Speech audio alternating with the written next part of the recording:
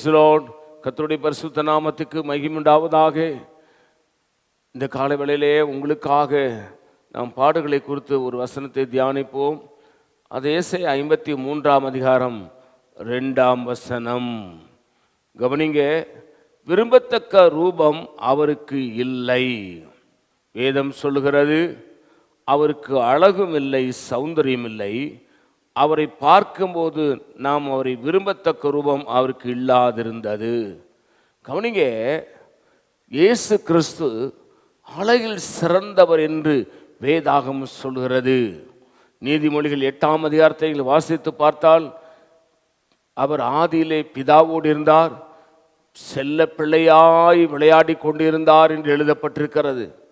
அவரை குறித்து உன்னத பாட்டிலே சூலமத்தியால் சொல்கிறார், என் நேசரை கண்டீர்களா, அவர் வெண்மையும் சிவப்புமானவர் என்று சொல்லுகிறார்.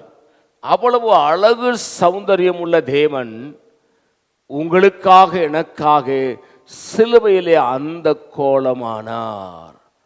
அவரை சிலுவையில் அடித்து முள்முடி சூட்டி அவரை சிதைத்து விட்டார்கள்.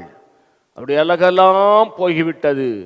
நீங்களும் நானும் இந்த பூமியிலே ஆசீர்வாதமாய் இருப்பதற்காக, சுகமாய் இருப்பதற்காக, சந்தோஷமாய் இருப்பதற்காக இயேசு சிலுவையிலே தன்னுடைய உருவம் மாறினவராய் இருக்கிறார்.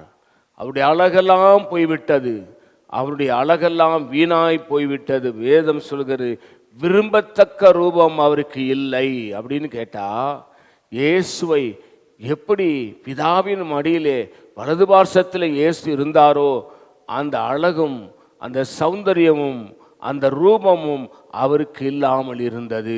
அல்லேலூயா. 33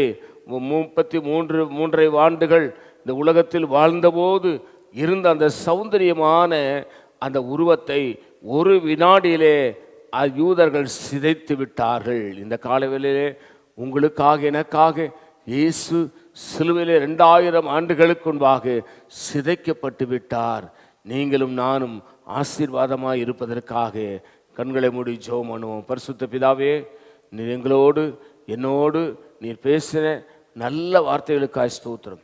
இந்த வார்த்தையின்படி எங்களை ஆசீர்வதியும். இயேசுவின் நாமத்தில் வேண்டிக் கொள்கிறோம் பிதாவே, ஆமேன். God bless you. கர்த்தர் உங்களை ஆசீர்வதிப்பாராக.